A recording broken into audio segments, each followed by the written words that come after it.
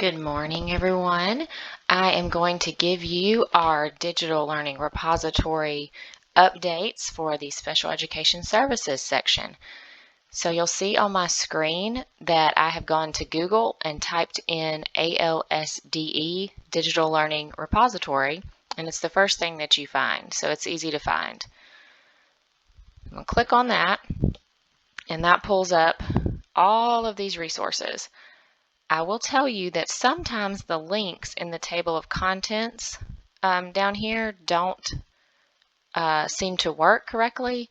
So I like to use these colored tabs, and if you will look for this yellow tab, it says Special Ed Teachers, Digital Learning Resources just for you.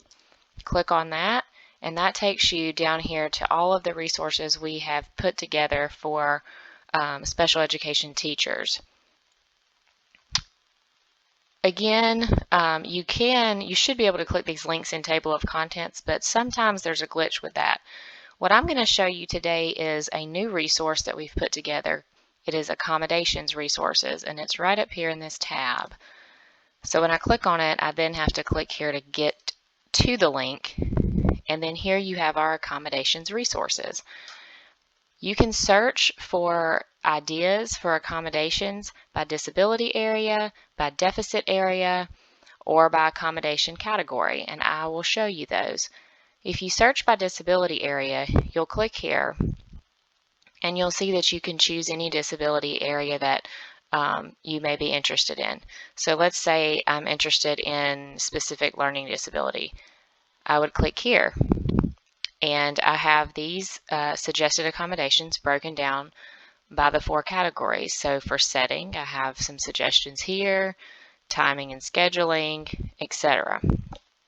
Then I can go back or hit the home button and get back to the other disability areas or the home page.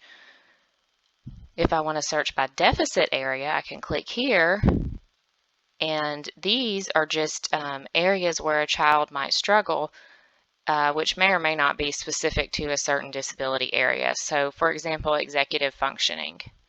I click here, and I have several categories I can choose.